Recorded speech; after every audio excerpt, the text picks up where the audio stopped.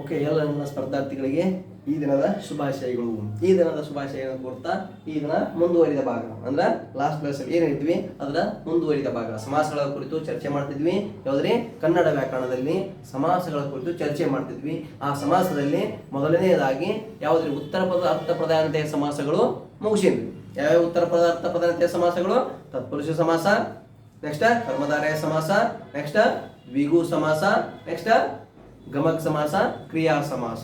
ಈ 5 ಉತ್ತರ ಪದ ಅರ್ಥ ಪ್ರಧಾನತೆಯ ಸಮಾಸಗಳು ಮುಗಿದವು. ಈ ದಿನ ಮುಂದಿನ ಭಾಗ ಅಂದ್ರ ಪೂರ್ವ ಪದ ಅರ್ಥ ಪ್ರಧಾನತೆ ಅದವು, 2 ಪದಗಳ ಅರ್ಥ ಪ್ರಧಾನತೆ, ಅನ್ಯ ಪದ ಅರ್ಥ ಪ್ರಧಾನತೆಯ ಸಮಾಸಗಳು ಅಂತಂದು ಇನ್ನು 3 ಸಮಾಸಗಳು. ಆ ಉಳಿದ 3 ಸಮಾಸಗಳ ಕುರಿತು ಈ ದಿನ ಚರ್ಚಿಸೋಣ. ನೋಡಿ ಏನಾಗುತ್ತೆ ಅವ್ರಿಗೆ. ಫಸ್ಟ್ ನೆಕ್ಸ್ಟ್ ಒನ್ ದ್ವಂದ್ವ ಸಮಾಸ. ದ್ವಂದ್ವ ಅಂತಂದ್ರ ಇಟ್ ಮೀನ್ಸ್ ರಿಜಿಡಿಟಿ. ಅಂದ್ರ ದ್ವಂದ್ವ ಅಂತಂದ್ರ ಆ ಹೆಸರು ಹೇಳಿದ್ರೆ ಗೊತ್ತಾಗ್ಬಿಡ್ಬೇಕು ನಿಮ್ಗೆ. ದ್ವಂದ್ವ ಅಂತಂದ್ರ ಒಂದು ಅಲ್ಲ ಓಸು ಅಂತಂದ್ರೆ ಯಾವಾಗ ಹೇಳ್ಬೇಕು ಅನ್ನೋದು ಪೂರ್ವ ಪದಕ್ಕೂ ಪ್ರಾಧಾನ್ಯತೆ ಕೊಡಬೇಕು ಅಥವಾ ಉತ್ತರ ಪದಕ್ಕೆ ಪ್ರಾಧಾನ್ಯತೆ ಕೊಡಬೇಕು ಅಂತಂದ್ರೆ ದ್ವಂದ್ವ ಆಗೈತಿ. ಹಂಗಾಗಿ ಓಸು ಅಂತ ಹಂಗೆ ತಿಳ್ಕೊಳ್ಳಿ. ಅಂದ್ರೆ ನಿಮ್ಗೆ ನೆನಪಿಟ್ಕೊಳಕ ಈಸಿ ಟ್ರಿಕ್ ಹೇಳಾಕೈತಿದ್ದು. ಇದು ದ್ವಂದ್ವ ಅಂತಂದ್ರೆ 2 ಪದಗಳ ಅರ್ಥ ಪ್ರಧಾನತೆಯ ಸಮಾಸ. 2 ಪದಗಳು ಅಂತಂದ್ರೆ ಪೂರ್ವ ಪದ ಮತ್ತು ಉತ್ತರ ಪದ. ನೋಡ್ಲಿ ಏನಾಗುತ್ತೆ, 2 ಅಥವಾ ಹೆಚ್ಚು ನಾಮಪದಗಳು ಕೂಡಿ ಅಥವಾ ಸಹಯೋಗ ಹೊಂದಿ ಸಹಯೋಗವಾಗುವುದರೊಂದಿಗೆ ರಚನೆಯಾಗಿದ್ದು ಎಲ್ಲ ಪದಗಳ ಅರ್ಥವು ಪ್ರಧಾನವಾಗಿರುವ ಸಮಾಸಕ್ಕೆ ದ್ವಂದ್ವ ಸಮಾಸ. ಅಂದ್ರೆ ಅರ್ಥದಲ್ಲಿ ಪೂರ್ವ ಪದ ಐತಿ, ನೆಕ್ಸ್ಟ್ ಉತ್ತರ ಪದ ಅದಾವು. ಈ ಪೂರ್ವ ಪದ ಮತ್ತು ಉತ್ತರ ಪದ ಎಲ್ಲಾ ಪದಗಳು ಕೂಡಿ ಸಮಾಸ ರಚನೆಯಾದಾಗ ಎಲ್ಲ ಪದಗಳ ಅರ್ಥವು ಸಮಾಸ ಪದದಲ್ಲಿ ಪ್ರಧಾನವಾಗಿರುತ್ತದೆ. ಅಂದ್ರ ದ್ವಂದ್ವ ಅಂತಂದ್ರೆ ಇಲ್ಲಿ ಸಮಾಸ ಪದದಲ್ಲಿ ಎಲ್ಲಾ ಪದಗಳ ಅರ್ಥವು ಪ್ರಾಧಾನ್ಯತೆ ಇದೆ. ಎಲ್ಲೇ 2 ಅಥವಾ ಹೆಚ್ಚು ನಾಮಪದಗಳು, 2 ಅಥವಾ ಅದಕ್ಕಿಂತ ಹೆಚ್ಚು ನಾಮಪದಗಳು, ಆ ಎಲ್ಲಾ ನಾಮಪದಗಳ ಅರ್ಥವು ಈ ಸಮಾಸ ಅಂದ್ರ ಸಮಾಸ ಪದದಲ್ಲಿ ಪ್ರಾಧಾನ್ಯತೆ ಆಗಿತ್ತಂತಂದ್ರ ಅದಕ್ಕೆ ದ್ವಂದ್ವ ಸಮಾಸ. ನೋಡ್ರಿ ಉದಾಹರಣೆಯೊಂದಿಗೆ ಚರ್ಚಿಸೋಣ, ನಿಮ್ಗೆ ಇನ್ನು ಕ್ಲಾರಿಟಿ ಬರ್ತೈತಿ. ಏನದ ಇಲ್ಲಿ ಫಸ್ಟ್ ಇಲ್ಲಿ ಗಿಡ ಮರ ಬಳ್ಳಿಗಳು, ಬ್ರಹ್ಮ ವಿಷ್ಣು ಮಹೇಶ್ವರ, ಗುಡುಗು ಸಿಡಿಲು ಮಿಂಚು, ರಾಮ ಲಕ್ಷ್ಮಣರು, ದನ ಧಾನ್ಯಗಳು ಅಂತ ಅದಾವು. ಈ ಪದಗಳನ್ನ ವಿಂಗಡಣೆ ಮಾಡಿದಾಗ ನಿಮಗೆ ಏನ್ ತಿಳಿತೈತಿ ಮತ್ತಿಷ್ಟು ಕ್ಲಾರಿಟಿ ಬರ್ತೈತಿ. ನೋಡ್ರಿ ಫಸ್ಟ್ ಇಲ್ಲಿ ಪೂರ್ವ ಪದ, ಉತ್ತರ ಪದ, ನೆಕ್ಸ್ಟ್ ಸಮಾಸ ಪದ ಅಂತದವು. ನೋಡ್ರಿ ಯಾವ ತರ ಬಿಡಿಸ್ರಿ ಇವನ್ನ. ಫಸ್ಟ್ ಮರ ಗಿಡ ಬಳ್ಳಿಗಳು ಅಂತದವು. ಈ ಮರ ಗಿಡ ಬಳ್ಳಿಗಳನ್ನ ಯಾವ ರೀತಿ ವಿಂಗಡಣೆ ಮಾಡ್ತೀರಿ ನೋಡ್ರಿ. ಏನೈತಿ ಮರವು, ನೆಕ್ಸ್ಟ್ ಗಿಡವು ಪ್ಲಸ್ ಬಳ್ಳಿಗಳು. ಈ ಸಮಾಸ ಪದದಲ್ಲಿ ಏನ್ ಬರೀತೀರಪ್ಪ ಹಂಗಾರ? ಏನ್ ಬರೀತೀರಿ? ಮರ ಗಿಡ ಬಳ್ಳಿಗಳು ಅಂದ್ರೆ ಎಲ್ಲ ಪದಗಳ ಅರ್ಥ ಐತೆ. ಅದಕ್ಕೆ ಏನ್ ಬರೀತಿರ್ಲಿ? ಮರ ಗಿಡ ಬಳ್ಳಿಗಳು, ಮರ ಗಿಡ ಬಳ್ಳಿಗಳು ಅಂತ ಬರೀತೀರಿ. ಈ ರೀತಿಯಾಗಿ ಸಮಾಸವ ಯಾವುದ್ರಿ? ದ್ವಂದ್ವ ಸಮಾಸ. ದ್ವಂದ್ವ ಅಂತಂದ್ರೆ ಒಂದೇ ಪದ ಅರ್ಥ ಪ್ರಾಧಾನ್ಯತೆ ಇಲ್ಲ, ಎಲ್ಲ ಪದಗಳ ಅರ್ಥ ಅಂತ ತಿಳ್ಕೊಂಡ್ಬಿಡ್ರಿ. ಇಲ್ಲಿ ಯಾವುದೇ ಒಂದು ಪದದ ಅರ್ಥ ಪ್ರಾಧಾನ್ಯತೆ ಆಗಿರದೆ ಎಲ್ಲ ಪದಗಳ ಅರ್ಥವು ಪ್ರಧಾನವಾಗಿರುವ ಸಮಾಸ ಯಾವುದ್ರಿ? ದ್ವಂದ್ವ ಸಮಾಸ. ನೋಡ್ರಿ ಮುಂದುವರೆದ ಏನಾಗುತ್ತೆ? ಬ್ರಹ್ಮ ವಿಷ್ಣು ಮಹೇಶ್ವರ.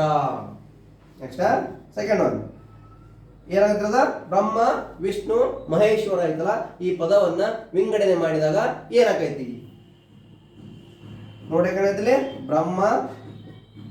ಬ್ರಹ್ಮನು ಪ್ಲಸ್ ವಿಷ್ಣು ಪ್ಲಸ್ ಯಾರು? ಮಹೇಶ್ವರನು.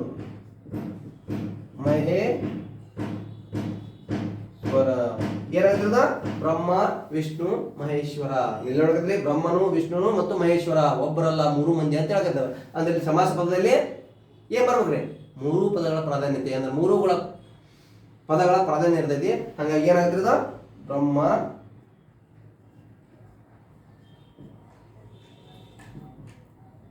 ವಿಷ್ಣು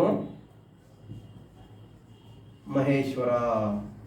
ಬ್ರಹ್ಮ ವಿಷ್ಣು ಮಹೇಶ್ವರ ಈ 3 ಪದಗಳು ಕೂಡುವಿಕೆಯಿಂದ ಸಮಾಸ ರಚನೆ ಆಗೈತಿ. ಹಂಗಾಗಿ ಇದಕ್ಕ ಯಾವ ಸಮಾಸ? ದ್ವಂದ್ವ ಸಮಾಸ. ನೆಕ್ಸ್ಟ್ ಒನ್ ಯಾವ್ದೈತ್ರಿ ಇಲ್ಲಿ? ಗುಡುಗು ಸಿಡಿಲು ಮಿಂಚು. ಇವು 3 ವಿಂಗಡಣೆ ಮಾಡಿ.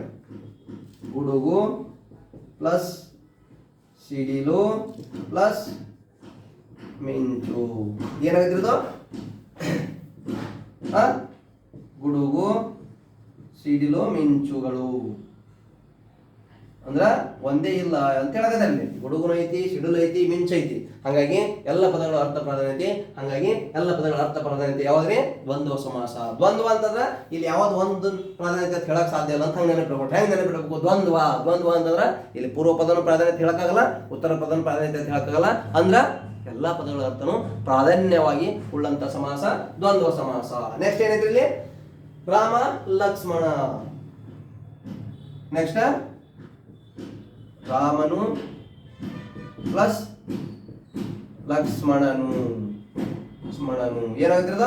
ರಾಮ ಲಕ್ಷ್ಮಣನು. ರಾಮ ಲಕ್ಷ್ಮಣರು.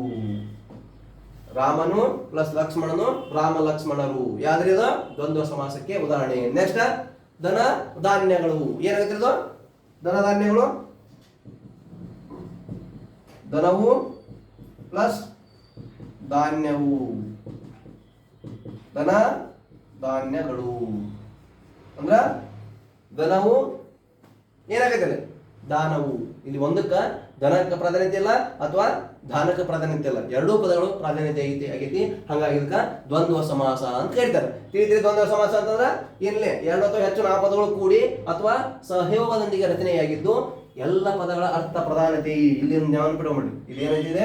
ಎಲ್ಲ ಪದಗಳ ಅರ್ಥ ಪ್ರಧಾನತೆವಾಗಿರುವ ಸಮಾಸಕ್ಕೆ ದ್ವಂದ್ವ ಸಮಾಸ. ಇಲ್ಲಿ ಯಾವುದೇ ಪೂರ್ವ ಪದ ಆಗಿರ್ಲಿ ಅಥವಾ ಉತ್ತರ ಪದ ಆಗಿರ್ಲಿ, ಯಾವುದೇ ಒಂದು ಪದಕ್ಕೆ ಪ್ರಾಧಾನ್ಯತೆ ಇಲ್ಲ, ಎಲ್ಲ ಪದಗಳ ಅರ್ಥವೂ ಕೂಡ ಪ್ರಾಧಾನ್ಯವಾಗಿರುವ ಸಮಾಸನೆ ದ್ವಂದ್ವ ಸಮಾಸ ಅಂತ ಹೇಳಾಗತ್ತೆ.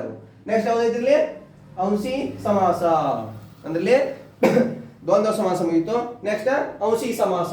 ಏನಿಲ್ಲ ಅಂಶಿ ಸಮಾಸ ಅಂತಂದ್ರ? ಅಂಶಿ ಸಮಾಸ ಅಂತಂದ್ರೆ ಏನಿಲ್ಲ, ಇಲ್ಲಿ ಯಾವುದಕ್ಕೆ ಪ್ರಾಧಾನ್ಯತೆ ಜಾಸ್ತಿ ಇರ್ತೈತಿ? ಈ ಅಂಶಿ ಸಮಾಸದಲ್ಲಿ ಪ್ರಾಧಾನ್ಯತೆ ಪ್ರಮುಖವಾಗಿ ಯಾವುದಕ್ಕೆ ಇರುತ್ತದೆ ನೋಡ್ರಿ? ತಿಳಿದ್ರ? ದ್ವಂದ್ವ ಸಮಾಸ ಮುಗಿತು. ನೆಕ್ಸ್ಟ್ ಅಂಶಿ ಸಮಾಸ. ಏನ್ರಿ ಅಂಶಿ ಸಮಾಸ ಅಂತಂದ್ರ? ಏನಾಗತ್ತ ಅಂಶಿ ಸಮಾಸ ನೋಡ್ರಿ? ಅಂಶಿ ಸಮಾಸ ಅಂದ್ರ ಎರಡು ಪದಗಳು ಸೇರಿ ಸಮಾಸವಾದಾಗ ಪೂರ್ವ ಪದ ಅಂಶವಾಚಕವಾಗಿಯೂ ಉತ್ತರ ಪದ ಅಂಶಿವಾಚಕವಾಗಿಯೂ ಕೂಡಿ ಸಮಾಸವಾದರೆ ಅದನ್ನು ಅಂಶಿ ಸಮಾಸ. ನೋಡ್ರಿ, ಅಂಶವಾಚಕ. ನೆಕ್ಸ್ಟ್ ಅಂಶಿವಾಚಕ. ಏನ್ರಿ ಅಂಶವಾಚಕ ಮತ್ತು ಅಂಶಿವಾಚಕ ಅಂತಂದ್ರ? ಅಂಶವಾಚಕ ಅಂತಂದ್ರ ಅಂಶ ಅಂತಂದ್ರ ಒಂದು ಭಾಗ ಅಂತ ಹೇಳಕತ್ತಾರ, ಒಂದು ಭಾಗ. ನೆಕ್ಸ್ಟ್ ಇಲ್ಲಿ ಅಂಶಿವಾಚಕ ಅಂತಂದ್ರೆ ಅಂಶಿವಾಚಕ ಅಂಶ ಮತ್ತು ಅಂಶಿ ಅಂತ ಐತಿಲ್ಲ. ಅಂಶಿವಾಚಕ ಅಂತಂದ್ರೆ ಬಳಕೆ ಮಾಡುವ ಒಂದು ಪೂರ್ಣ ವಸ್ತು, ಪೂರ್ಣ ವಸ್ತು ಅಂತ ಹೇಳಕತ್ತಾರ. ನೋಡ್ಲಿ ಏನಾಗತ್ತ? ಎರಡು ಪದಗಳು ಸೇರಿ ಸಮಾಸವಾದಾಗ ಪೂರ್ವ ಪದ ಅಂಶವಾಚಕವಾಗಿಯೂ, ಪೂರ್ವ ಪದ ಒಂದು ಭಾಗವಾಗಿಯೂ ಮತ್ತು ಉತ್ತರ ಪದ ಅಂಶಿವಾಚಕವಾಗಿಯೂ ಅಂದ್ರ ಪೂರ್ಣ ವಸ್ತುವಾಗಿಯೂ ಕೂಡಿ ಸಮಾಸವಾದ್ರೆ ಅದನ್ನು ಅಂಶಿ ಸಮಾಸ. ಅಂದ್ರ ಅಂಶಿ ಮತ್ತು ಅಂಶ ಅಂದ್ರ ಅಂಶಿ ಅಂಶಗಳು ಕೂಡಿ ಸಮಾಸವಾದ್ರೆ ಏನ್ ಕೇಳ್ತಾರ? ಅಂಶಿ ಸಮಾಸ. ಅಂಶಿ ಮತ್ತು ಅಂಶ ಅಂತಂದ್ರ ಭಾಗ ಮತ್ತು ಪೂರ್ಣ ವಸ್ತು ಕೂಡಿ ಸಮಾಸವಾದ್ರ ಅದನ್ನು ಅಂಶಿ ಸಮಾಸ. ಉದಾಹರಣೆ ಬಿಡಿಸೋಣ, ನಿಮ್ ಕ್ಲಾರಿಟಿ ಬರ್ತೈತಿ ಇದ್ರ ಬಗ್ಗೆ. ನೋಡ್ರಿ ಏನೈತಿ? ಫಸ್ಟ್ ಇಲ್ಲಿ ತುದಿ ನಾಲಿಗೆ. ಇಲ್ಲಿ ತುದಿ ನಾಲಿಗೆ ಅಂತ ಐತಿ. ಇದನ್ನ ವಿಂಗಡಣೆ ಮಾಡ್ಕೋತಾಗೈತಿ. ಪೂರ್ವ ಪದ, ಉತ್ತರ ಪದ, ನೆಕ್ಸ್ಟ್ ಸಮಾಸ ಪದ. ಸಮಾಸ ಪದ ಅಂತ ಐತಿ. ನೋಡಿ ಹೇಳತ್ತಿಲ್ಲಿ ತುದಿ ನಾಲಿಗೆ ಅಂತ ಐತಿ. ಏನಾಗಬೇಕಿದು? ನಾಲಿಗೆಯ ಪ್ಲಸ್ ತುದಿ. ಏನಾಗುತ್ತಿದ? ನಾಲಿಗೆ ಪ್ಲಸ್ ತುದಿ, ತುದಿ ನಾಲಿಗೆ ಅಂತ ಆಗುತ್ತದೆ. ನಾಲಿಗೆಯ ಪ್ಲಸ್ ತುದಿ, ತುದಿ ನಾಲಿಗೆ ಅಂತ ಆಗುತ್ತದೆ. ತುದಿ ನಾಲಿಗೆ.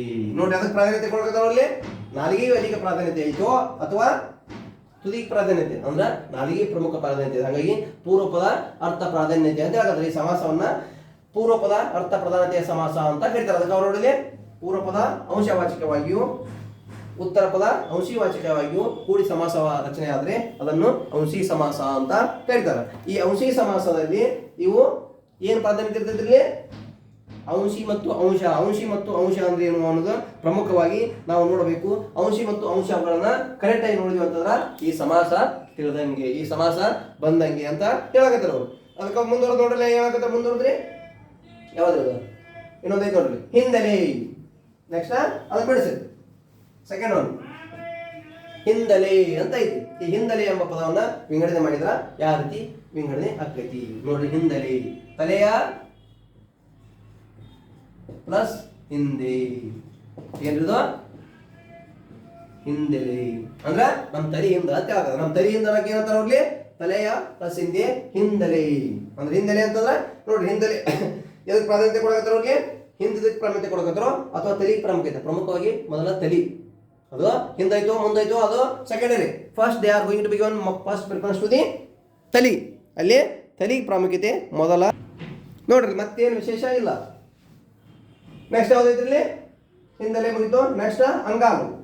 ಅಂಗಾಲು ಅಂದ್ರೆ ಏನ್ರಿ, ಅಂಗಾಲು ಏನ್ರಿ, ಅಂಗಾಲು ಎಂಬ ಪದವನ್ನ ವಿಂಗಡಣೆ ಮಾಡ್ರಿ, ನಿಮ್ಗೆ ಗೊತ್ತಾಗತ್ತೆ. ಏನಂತೀರಿ ಅಂಗಾಲು ಅಂತಂದ್ರ ಕಾಲಿನ ಪ್ಲಸ್ ಅಡಿ ಏನಾಗ್ತಿರೋದು ಅಂಗಾಲು. ಅಂದ್ರ ಈ ಪದಗಳನ್ನ ವಿಂಗಡಣೆ ಮಾಡ್ಬೇಕಾಗಿತ್ತು ಅಂತಂದ್ರ ಮೊದಲ ಏನ್ ಬೇಕು ನಿಮ್ಗ, ಕಾಲಿನ ಪ್ಲಸ್ ಪ್ಲಸ್ ಅಡಿ ಏನದ ಅಂಗಾಲು. Next one ಮುಂಗೈ. ಮುಂಗೈ ಅಂತಂದ್ರ ಕೈ ಮುಂದ ಏನಂತಾರೆ, ಮುಂಗೈ ಅಂತಂದ್ರೆ ಜನರಲ್ ಆಗಿ ಹಳ್ಳಿ ಬಳಕೆ ಮಾಡ್ತಿರ್ತಾರೆ. ಮುಂಗೈ ಅಂತಂದ್ರ ನೋಡ್ರಿ, ಕೈ ಮುಂದೆ ಅಂತೀವಿ, ಅದೇ ಮತ್ತೇನಿಲ್ಲ ಅದರಲ್ಲಿ. ಮುಂಗೈ ಅಂತಂದ್ರ ಕೈ ಪ್ಲಸ್ ಮುಂದೆ ಏನ್ರದು ಮುಂಗೈ. ಕೈ ಪ್ಲಸ್ ಮುಂದೆ ಮುಂಗೈ. ನೆಕ್ಸ್ಟ್ ಒನ್ ಯಾವ್ದೈತೆ, ನೆಕ್ಸ್ಟ್ ಒನ್ ಮುಂಗೈ. ಹಿಂಬಾಗಿಲು. ಹಿಂಬಾಗಿಲು ಅಂತಂದ್ರ ಹಿಂದಿನ ಬಾಗಿಲು ಅಂತ ಅನ್ನೋ ಅಥವಾ ಏನಿದೆ ಹಿಂಬಾಗಿಲು ಅಂದ್ರೆ ನೋಡ್ರಿ, ಬಾಗಿಲಿನ ಪ್ಲಸ್ ಹಿಂದೆ ಹಿಂಬಾಗಿಲು. ಬಾಗಿಲಿನ ಪ್ಲಸ್ ಹಿಂದೆ ಹಿಂಬಾಗಿಲು ಅಂತ ಕರೀತಾರೆ. ನೆಕ್ಸ್ಟ್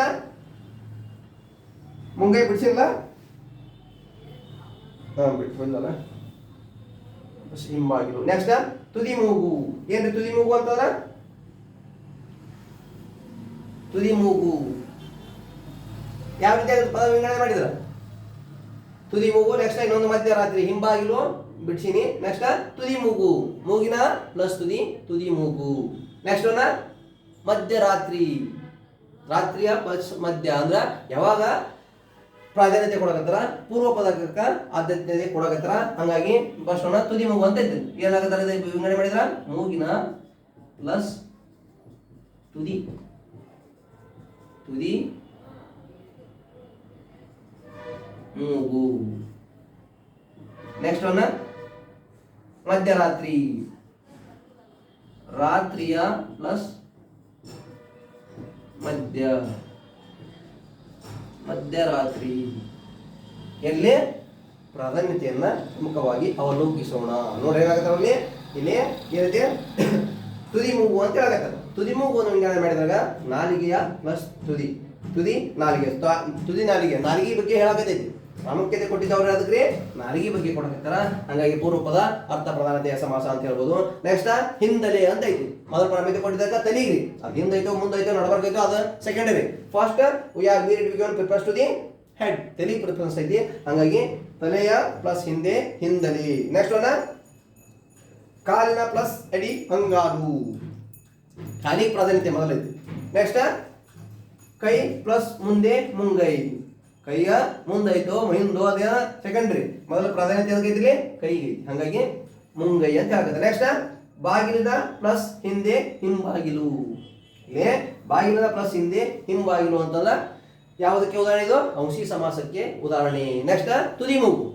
ತುದಿ ಮೂಗು ಅಂತಂದ್ರೆ ಮೂಗಿನ ಪ್ಲಸ್ ತುದಿ, ತುದಿ ಮೂಗು ಅಂದ್ರೆ ಮೂಗಿಗೆ ಮೊದಲ ಪ್ರಾಧಾನ್ಯತೆ ಐತಿ. ಇಲ್ಲಿ ಯಾವುದೇ ರೀತಿಯಾಗಿ ಮೊದಲ ಆದ್ಯತೆ ತುದಿ ಮೂಗು ಐತೋ ಅಥವಾ ಮ್ಯಾಗ ಐತೋ ಕೆಳಗೈತಿಲ್ಲ, ಫಸ್ಟ್ ಏನಾಗೈತೆ ಮೂಗಿಗೆ ಪ್ರಾಧಾನ್ಯತೆ. ಹಂಗಾಗಿ ಮೂಗಿನ ಪ್ಲಸ್ ತುದಿ, ತುದಿ ಮೂಗು ಯಾವುದಕ್ಕೆ ಪ್ರಾಧಾನ್ಯತೆ ಐತಿ? ಪೂರ್ವ ಪದದ ಪ್ರಾಧಾನ್ಯತೆ ಐತಿ. ಹಂಗಾಗಿ ಅಂಶಿ ಸಮಾಸ. ನೆಕ್ಸ್ಟ್ ರಾತ್ರಿ ಪ್ರಾಧಾನ್ಯತೆ ಐತಿ. ರಾತ್ರಿ ಮಧ್ಯರಾತ್ರಿ ಐತು ಅಥವಾ ಬೆಳಗು ಮುಂಜಾನೆ ಐತು ಅಥವಾ ನಡುರಾತ್ರಿ ಐತು ಅದು ಬೇಕಾಗಿಲ್ಲ. ಇಲ್ಲಿ ಎದಕ್ಕೆ ಹೇಳ್ತಿದ್ರೆ ರಾತ್ರಿಗೆ ಒತ್ತು ಕೊಟ್ಟು ಹೇಳಕತ್ತಾರ. ಹಂಗಾಗಿ ರಾತ್ರಿಯ ಪ್ಲಸ್ ಮಧ್ಯ ಮಧ್ಯರಾತ್ರಿ, ರಾತ್ರಿ ಪ್ರಾಧಾನ್ಯತೆ ಐತಿ. ಹಾಗಾಗಿ ಈ ಎಲ್ಲ ಅಂಶಗಳನ್ನು ಗಮನಿಸಿದಾಗ ಏನಿದ್ರಲ್ಲಿ ಅಂಶಿ ಸಮಾಸ. ಫಸ್ಟ್ ಏನು ನೆನಪಿಟ್ಕೊಂಡ್ಬಿಡ್ಲಿ, ಅಂಶಿ ಸಮಾಸ ಅಂದ್ರೇನು? ಅಂಶ ಮತ್ತು ಅಂಶಿ ವಸ್ತುಗಳು ಸೇರಿ, ಅಂಶ ಮತ್ತು ಅಂಶ ನೋಡ್ರಿ, ಅಂಶಿ ಪ್ಲಸ್ ಅಂಶ ಪ್ಲಸ್ ಅಂಶಿ, ಅಂಶ ಪ್ಲಸ್ ಅಂಶಿ ಕೂಡಿ ಏನಕ್ಕವು ಸಮಾಸ ಪದಗಳಕ್ಕವು. ಈ ಅಂಶ ಮತ್ತು ಅಂಶಿ ಅಂದ್ರೆ ಏನು? ಅಂಶ ಅನ್ನೋದು ಪ್ರಮುಖ ಭಾಗ, ಇದು ಪೂರ್ಣ ವಸ್ತು. ಇಲ್ಲಿ ಸಮಾಸ ಪದ ರಚನೆ ಆಕೈತಿ, ಅಲ್ಲಿ ಪೂರ್ವ ಪದ ಅರ್ಥ ಪ್ರಾಧಾನ್ಯತೆ ಇರ್ತೈತಿ. ಯಾಕ ಭಾಗ ಮತ್ತು ಪೂರ್ಣ ವಸ್ತು ಸೇರಿ ಸಮಾಸ ಪದ ರಚನೆ ಆಕೈತಿ. ಅಂಶ ಮತ್ತು ಅಂಶಿ ವಾಚಕಗಳು ಸೇರಿ ಸಮಾಸ ರಚನೆ ಆದರೆ ಅದನ್ನು ಅಂಶಿ ಸಮಾಸ ಎನ್ನುವರು. ಹಾಗಾಗಿ ಮೊದಲ ಅಂಶ ಅಂದ್ರೆ ಏನು, ಅಂಶಿ ಅಂದ್ರೆ ಏನು ತಿಳಿದಿತ್ತು ಅಂತಂದ್ರ ಈ ಸಮಾಸದ ಪರಿಕಲ್ಪನೆ ನಿಮಗ ತಿಳಿದಂಗ. ಇಲ್ಲಿ ಅಂಶ ಅಂದ್ರೆ ಏನು, ಅಂಶ ಅಂದ್ರೆ ಅದೊಂದು ಭಾಗ, ಪೂರ್ಣ ಭಾಗ. ಬಟ್ ಇಲ್ಲಿ ಅಂಶ ಅಂದ್ರ ವಸ್ತು. ಇಲ್ಲಿ ನೋಡ್ರಿ, ಉತ್ತರ, ತುದಿ, ಹಿಂದೆ, ಅಡಿ, ನೆಕ್ಸ್ಟ್ ಮುಂದೆ, ನೆಕ್ಸ್ಟ್ ಹಿಂದೆ, ತುದಿ, ಮಧ್ಯ, ಅದಕ್ಕೆ ಯಾವುದು ಪ್ರಾಧಾನ್ಯತೆ ಇಲ್ಲ. ಬಟ್ ಅಲ್ಲಿ ಪೂರ್ವ ಪದಕ್ಕ ಪ್ರಾಧಾನ್ಯತೆ ಐತಿ. ಹಾಗಾಗಿ ಈ ಸಮಾಸಗಳನ್ನ ಕರೆಕ್ಟ್ ಆಗಿ ಬರ್ಕೋರಿ ಅಥವಾ ಇಲ್ಲ ಫೋಟೋ ತಗೋರಿ. ನೆಕ್ಸ್ಟ್ ಯಾವ್ದೈತ್ರಿ? ಇನ್ನೊಂದು ಸಮಾಸ ರೀ, ಇನ್ನೂ ಒಂದು ನೋಡ್ರಿ, ಕೊನೆಯದು ಇನ್ನೊಂದು ಯಾವ್ದೈತ್ರಿ ಇಲ್ಲಿ? ಬಹುರ್ವಿ ಸಮಾಸ. ಏನ್ರಿ ಬಹುರ್ವಿ ಸಮಾಸ ಅಂತಂದ್ರ ಲಾಸ್ಟಿಗೆ 6 ಸಮಾಸಗಳು ಮುಕ್ತಾಯವಾದವು. ನೆಕ್ಸ್ಟ್ ಒಳ್ಳೆಯದು ಬಹುರ್ವಿ ಸಮಾಸ. ಇದರಲ್ಲಿ 2 ನಾಮಪದಗಳು ಅಥವಾ ಅದಕ್ಕಿಂತ ಹೆಚ್ಚು ನಾಮಪದಗಳು ಸೇರಿ ಸಮಾಸವಾದಾಗ ಬೇರೊಂದು ಪದದ ಅರ್ಥ ಪ್ರಧಾನವಾದರೆ ಅದನ್ನು ಯಾವ್ದ್ರಿ? ಬಹುರ್ವಿ ಸಮಾಸ. ಅನ್ಯ ಪದ ಅರ್ಥ ಪ್ರಧಾನ ಅಂದ್ರೆ ಪೂರ್ವ ಪದ ಮತ್ತು ಉತ್ತರ ಪದ ಅದಾವು. ಈ ಪೂರ್ವ ಪದ ಮತ್ತು ಉತ್ತರ ಪದ ಕೂಡಿ ಸಮಾಸ ಪದದಲ್ಲಿ ಬೇರೊಂದು ಪದದ ಅರ್ಥ ಪ್ರಧಾನವಾದರೆ ಅದನ್ನು ಬಹುರ್ವಿ ಸಮಾಸ ಅಥವಾ ಅನ್ಯ ಪದ ಪ್ರಧಾನತೆಯ ಸಮಾಸ ಅಂತ ಕರೀತಾರೆ. ನೋಡಿ, ಏನಾಗೋದ್ರಲ್ಲಿ 2 ಅಥವಾ ಹೆಚ್ಚು ಪದಗಳು ಸೇರಿ ಸಮಾಸವಾದಾಗ ಆ 2 ಪದಗಳ ಅರ್ಥ ಮುಖ್ಯವಾಗದೆ ಬೇರೊಂದು ಪದದ ಅರ್ಥ ಪ್ರಧಾನವಾದರೆ ಅದನ್ನು ಬಹುರ್ವಿ ಸಮಾಸ. ಈ ಸಮಾಸ ರಚನೆ ಆಗದೈತಿ. ಆ ಸಮಾಸ ಯಾವ ಹೇಳಿದ್ರೆ 2 ಅಥವಾ ಹೆಚ್ಚು ಪದಗಳು ಸೇರಿ ಸಮಾಸವಾದಾಗ 2 ಪದಗಳ ಅರ್ಥ ಮುಖ್ಯವಾಗದೆ. ಅಲ್ಲಿ 2 ಪದಗಳ ಅರ್ಥ ಮುಖ್ಯ ಇಲ್ಲ, ಏನ್ ಮುಖ್ಯ ಐತಿದ್ರಲ್ಲಿ? ಬೇರೊಂದು ಪದದ ಅರ್ಥ ಪ್ರಧಾನವಾದರೆ. 2 ಪದಗಳು ಕೂಡ್ಯಾವು, ಪೂರ್ವ ಪದ ಮತ್ತು ಉತ್ತರ ಪದ ಅಂತ 2 ಪದಗಳು ಸೇರ್ಯಾವು. ಆ ಪೂರ್ವ ಪದ ಮತ್ತು ಉತ್ತರ ಪದಗಳು 2 ಪದಗಳು ಸೇರಿ ಸಮಾಸವಾದಾಗ ಆ ಸಮಾಸ ಪದದಲ್ಲಿ ಯಾವುದಿಲ್ಲ ಅಂತಲ್ಲಿ ಪೂರ್ವ ಪದ ಪ್ರಾಧಾನ್ಯತೆಯೂ ಇಲ್ಲ, ಉತ್ತರ ಪದ ಅರ್ಥ ಪ್ರಾಧಾನ್ಯತೆಯೂ ಇಲ್ಲ, ಬೇರೊಂದು ಪದದ ಅರ್ಥ ಪ್ರಾಧಾನ್ಯತೆ ಐತಿ. ಹಾಗಾಗಿ ಇದನ್ನು ಬಹುರ್ವಿ ಸಮಾಸ ಅಥವಾ ಅನ್ಯ ಪದ ಪ್ರಧಾನತೆಯ ಸಮಾಸ ಅಂತಲೂ ಕೂಡ ಕರೀತಾರೆ. ನೋಡಿ, ಉದಾಹರಣೆಯೊಂದಿಗೆ ಬಿಡಿಸೋಣ, ಹಾಗಾಗಿ ನಿಮ್ಗೆ ಕ್ಲಾರಿಟಿ ಸಿಗ್ತೈತಿ. ಯಾವ್ದಾದ್ರು ಫಸ್ಟ್ ಇಲ್ಲಿ ಪೂರ್ವ ಪದ ಅಂತ ಐತಿ, ನೆಕ್ಸ್ಟ್ ಉತ್ತರ ಪದ, ನೆಕ್ಸ್ಟ್ ಸಮಾಸ ಪದ. ಬಿಡಿಸ್ತೀರಿ ನೋಡಿ, ಏನಕ್ಕೆ ಪೂರ್ವ ಪದ, ಉತ್ತರ ಪದ, ಸಮಾಸ ಪದ ಅಂತದಾವು. ಇವನ್ನ ಯಾವ ರೀತಿ ಬಿಡಿಸ್ತೀರಿ? ಫಸ್ಟ್ ಒಂದು ಏನೈತಿ ಮುಕ್ಕಣ್ಣ. ಏನ್ರಿ ಮುಕ್ಕಣ್ಣ ಅಂತಂದ್ರೆ ಯಾವ ರೀತಿ ಬಿಡಿಸ್ತಾರ ಅಂದ್ರೆ 3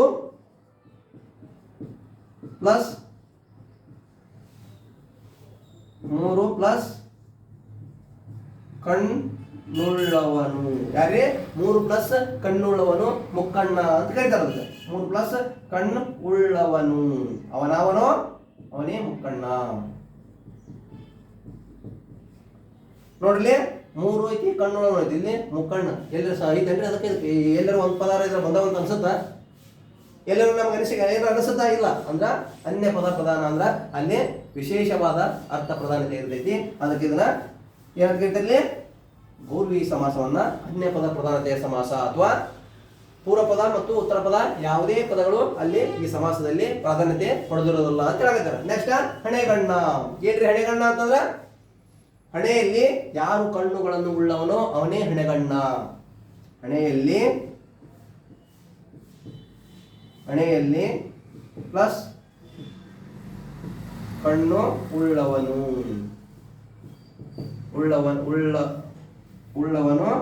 ಅವನೇ ಯಾರೇ? ಹಣೆಗಣ್ಣ. ನೋಡಿ, ಒಂದು ಸ್ವಲ್ಪ ಫೀಲ್ ಅನ್ಸುತ್ತಾ? ಇಲ್ಲಿ ಯಾವುದೇ ಪದದ ಅರ್ಥ ಪ್ರಧಾನತೆ ಐತಿ ಅಂತಂದು ಇಲ್ಲ. ಹಾಗಾಗಿ ಅನ್ಯ ಪದ ಹಣೆಯಲ್ಲಿ ಪ್ಲಸ್ ಕಣ್ಣುಳ್ಳವನು ಹಣೆಗಣ್ಣ. ನೆಕ್ಸ್ಟ್ ಥರ್ಡ್ ಒನ್ ಚಕ್ರಪಾಣಿ. ಏನು ಚಕ್ರಪಾಣಿ ಅಂದ್ರ ಚಕ್ರವನ್ನು ತನ್ನ ಪಾಣಿಯಲ್ಲಿ ಯಾವನು ಉಳ್ಳವನು ಅವನೇ ಚಕ್ರಪಾಣಿ. ಏನಂತ ಹೇಳಿದಲ್ಲಿ ಚಕ್ರವು ಪಾಣಿಯಲ್ಲಿ ಉಳ್ಳವನು. ಚಕ್ರವು ಪಾಣಿಯಲ್ಲಿ ಉಳ್ಳವನು ಅವನ ಯಾರೇ? ಚಕ್ರ ಪಾಣಿ. ಚಕ್ರವನ್ನು ಪಾಣಿಯಲ್ಲಿ ಉಳ್ಳವನು ಅವನೇ ಚಕ್ರಪಾಣಿ. ನೆಕ್ಸ್ಟ್ ನಾಲ್ಮೋಗ. ಏನ್ರಿ ನಾಲ್ಮೋಗ ಅಂತಂದ್ರ ಯಾರು ನಾಲ್ಮೋಗ ಅಂತ ಏನ್ರಿ ಹಂಗಂದ್ರ 4 ಪ್ಲಸ್ ಮುಖವುಳ್ಳವನು ಅವನೇ ನಾಲ್ಮೋಗ. ನೋಡ್ರಿ 4 ಎಲ್ಲೈತಿ, ಮುಖವುಳ್ಳವನು ಏನೈತಿ, ನಾಲ್ಮೋಗ ಎಲ್ಲೈತಿ. 4 ಪ್ಲಸ್ ಮುಖವುಳ್ಳವನು ನಾಲ್ಮೋಗ. ಸಮಾಸ ಪದದಲ್ಲಿ ನಾಲ್ಮೋಗ ಆಗುತ್ತಾ. ನಾಲ್ಮೋಗ ಅಂತಂದ್ರೆ ಯಾವುದೇ ಪೂರ್ವ ಪದ ಅಥವಾ ಉತ್ತರ ಪದ ಪ್ರಾಧಾನ್ಯತೆ ಐತಿ ಇಲ್ಲ, ಬೇರೊಂದು ಪದ ಅರ್ಥ ಪ್ರಾಧಾನ್ಯತೆ ಐತಿ. 4 ಪ್ಲಸ್ ಮುಖ ಉಳ್ಳವನು. 4 ಪ್ಲಸ್ ಮುಖ ಉಳ್ಳವನು ಯಾರೇ? 4 ಪ್ಲಸ್ ಮುಖ ಉಳ್ಳವನು ನಾಲ್ಮೋಗ. ನೋಡ್ರಿ ಕರೆಕ್ಟಾಗಿ ಅಬ್ಸರ್ವ್ ಮಾಡ್ರಿ, ಗೊತ್ತಾಗೈತಿ. ನೆಕ್ಸ್ಟ್ ಕೆಂಗಣ್ಣ. ಏನ್ ಕೆಂಗಣ್ಣ ಅಂತಂದ್ರ ಕೆಂಪಾದ ಪ್ಲಸ್ ಕಣ್ಣುಳ್ಳವನು ಅವನೇ ಯಾರ್ರಿ? ಕೆಂಗಣ್ಣ. ನೋಡ್ರಿ ಈಗ ಎಲ್ಲರ ಒಂದಿಟ್ರ ಏನರ ಲಿಂಕ್ ಐತಿ. ಕೆಂಪಾದ ಪ್ಲಸ್ ಕಣ್ಣು ಉಳ್ಳವನು. ಕೆಂಪಾದ ಪ್ಲಸ್ ಕಣ್ಣು ಉಳ್ಳವನು ಅವನೇ ಕೆಂಗಣ್ಣ. ಯಾರೇ ಕೆಂಪಾದ ಕಣ್ಣು ಉಳ್ಳವರ ಅವ್ರಿಗೆ ಕೆಂಗಣ್ಣ ಅಂತ ಹೇಳಕ. ನೋಡ್ರಿ 3 ಪ್ಲಸ್ ಕಣ್ಣುಳ್ಳವ ಮುಕ್ಕಣ್ಣ. ಮನೆಯಲ್ಲಿ ಪ್ಲಸ್ ಕಣ್ಣುಳ್ಳವ ಹಣೆಗಣ್ಣ. ನೆಕ್ಸ್ಟ್ ಚಕ್ರವು ಪಾಣಿಯಲ್ಲಿ ಉಳ್ಳವನು ಚಕ್ರಪಾಣಿ. ನೆಕ್ಸ್ಟ್ 4 ಪ್ಲಸ್ ಮುಖವುಳ್ಳವನು ನಾಲ್ಮೋಗ. ಕೆಂಪಾದ ಪ್ಲಸ್ ಕಣ್ಣುಳ್ಳವ ಕೆಂಗಣ್ಣ. ಈ ಎಲ್ಲ ಪದಗಳ ಪ್ರಮುಖವಾಗಿ ನಾವು ನೋಡಿದಾಗ ಈ ಎಲ್ಲಾ ಪದಗಳಲ್ಲಿ ಪೂರ್ವ ಪದ ಮತ್ತು ಉತ್ತರ ಪದಗಳಿದ್ದು, ಈ ಪೂರ್ವ ಪದ ಮತ್ತು ಉತ್ತರ ಪದಗಳ ಪ್ರಾಧಾನ್ಯತೆ ಸಮಾಸ ಪದದಲ್ಲಿ ಇಲ್ಲವೇ ಇಲ್ಲ. ಅದಕ್ಕೆ ಬಹುರ್ವಿ ಸಮಾಸ ಅಥವಾ ಅನ್ಯ ಪದ ಪ್ರಧಾನತೆಯ ಸಮಾಸ ಅಂತ ಹೇಳ್ತಾರೆ. ಯಾಕಂತಂದ್ರೆ ಇಲ್ಲಿ ನೋಡ್ರಿ ಅದರಲ್ಲಿ ಆದ್ರೂ ಕೂಡ ಈ ಪೂರ್ವ ಪದ ಉತ್ತರ ಪದದಲ್ಲಿ ಯಾವ್ದರ ಪ್ರಾಧಾನ್ಯತೆ ಬಂದೈತಿ ಅಂತಂದೈತಿ. ಎಕ್ಸಾಕ್ಟ್ ಆಗಿ ಯಾವ ಪದ ಎತ್ತಿಲಿಟ್ಟಾರ ಈ ಪದದ ಪ್ರಾಧಾನ್ಯತೆ ಐತಿ ಅಂತಿಲ್ಲ, ಎಲ್ಲವೂ ಕೂಡ ಡಿಫ್ರೆಂಟ್ ಆಗಿ ಅದಾವು. ಹಂಗಾಗಿ ಈ ಎಲ್ಲ ಪದಗಳು ಬಹುರ್ವಿ ಸಮಾಸಕ್ಕೆ ಉದಾಹರಣೆಗಳು. ಎಷ್ಟು ಈ ದಿನದ ಚರ್ಚೆ. ಒಟ್ಟಾರೆಯಾಗಿ ನಾವು ಏನ್ ಮಾಡಿದ್ವಿ, ಸಮಾಸಗಳ ಕುರಿತು ಪ್ರಮುಖವಾಗಿ ಎಲ್ಲಿಂದರೆ ಕರ್ಮಧಾರಯ ಸಮಾಸದಿಂದ ತತ್ಪುರುಷ ಸಮಾಸದಿಂದ ಈ ಬಹುರ್ವಿ ಸಮಾಸದವರೆಗೆ ಒಟ್ಟಾರೆಯಾಗಿ 7 ಸಮಾಸಗಳ ಕುರಿತು ಚರ್ಚೆ ಮಾಡಿದ್ದೇವೆ. ಈ 7 ಸಮಾಸಗಳಲ್ಲಿ ಪ್ರಮುಖವಾದವು ಯಾವುವು? ಅದರಲ್ಲಿ ಉತ್ತರ ಪದಾರ್ಥ ಪ್ರಧಾನತೆಯ ಸಮಾಸ, ಪೂರ್ವ ಪದಾರ್ಥ ಪ್ರಧಾನತೆಯ ಸಮಾಸ, ಅನ್ಯ ಪದಾರ್ಥ ಪ್ರಧಾನತೆಯ ಸಮಾಸ ಅಂತಂದು ಟ್ರಿಕ್ ಮಾಡಿ ಹೇಳಿದ್ವಿ. ನೆಕ್ಸ್ಟ್ 2 ಪದ ಅನ್ಯ ಪ್ರಧಾನತೆಯ ಸಮಾಸ.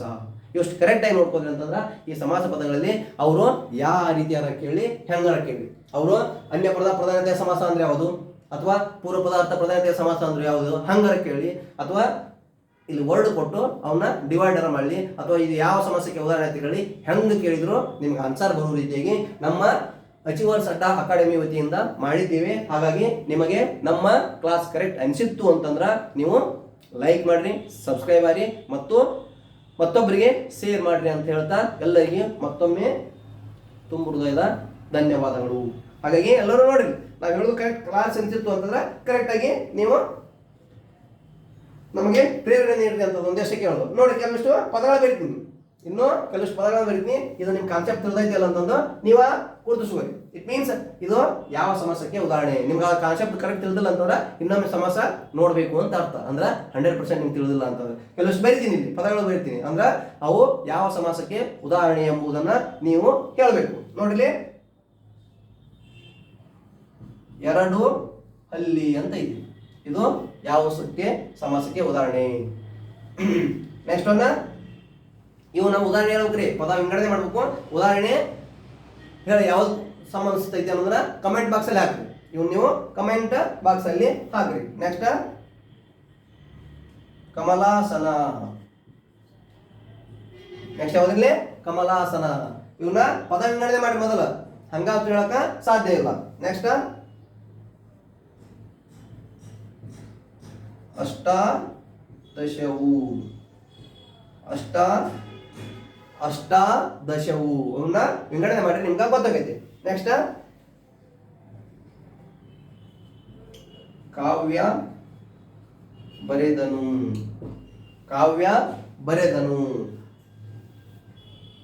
ನೆಕ್ಸ್ಟ್ ಇನ್ನೊಂದು ಯಾವ್ದು ಹೇಳಿರಿ, ಇನ್ನೊಂದು ಉದಾಹರಣೆಯನ್ನ ಯಾವ್ದು ಹೇಳಿ. ಇನ್ನೊಂದು ಬರೀ ಇನ್ನೊಂದು ಯಾವ್ದು ಏನಾದ್ರು ಸಾಕು, ಇನ್ನೊಂದು ಸಾಕು. ಮುಂಗುರುಳು. ಈ 5 ಪದಗಳು ಸಾಕಿಲ್ಲ. ಇನ್ನೊಂದೆರಡು ಬರಲಿ, ಎಷ್ಟು ಸಾಕು. ಇಷ್ಟನ್ನ ಕರೆಕ್ಟಾಗಿ ವಿಂಗಡಣೆ ಮಾಡಿದ್ರಿ ಅಂತಂದ್ರೆ ಒಂದು ವಿಂಗಡಣೆ ಮಾಡಿ ಯಾವ ಸಮಾಸಕ್ಕೆ ಉದಾಹರಣೆ ಅಂತಂದ್ರೆ ನನಗೆ ಕಮೆಂಟ್ ಬಾಕ್ಸ್ ಅಲ್ಲಿ ಹಾಕಿದ್ರಿ. Next, I can return if all are be ready be understood well manner. ಇವೆರಡು ಇವು ಹೊಸ ಏನಲ್ಲ ಯಾವ ಸಮಾಸಕ್ಕೆ ಉದಾಹರಣೆ ಅನ್ನೋದನ್ನ ಕಮೆಂಟ್ ಬಾಕ್ಸ್ ಅಲ್ಲಿ ಹಾಕಿ. ಮೊದಲವನ್ನ ಇದು ಮಾಡ್ರಿ, ಏನ್ ಮಾಡ್ರಿ, ವಿಂಗಡಣೆ ಮಾಡ್ರಿ. ವಿಂಗಡಣೆ ಮಾಡಿ ಯಾವ್ದು ಸಮಾಸಕ್ಕೆ ಉದಾಹರಣೆ ಹಾಕವು ಅನ್ನೋದನ್ನ ನೀವು ತಿಳ್ಕೊಂಡು ಅಲ್ಲಿ ಕಮೆಂಟ್ ಬಾಕ್ಸ್ ಅಲ್ಲಿ ಹಾಕಿಸಿ.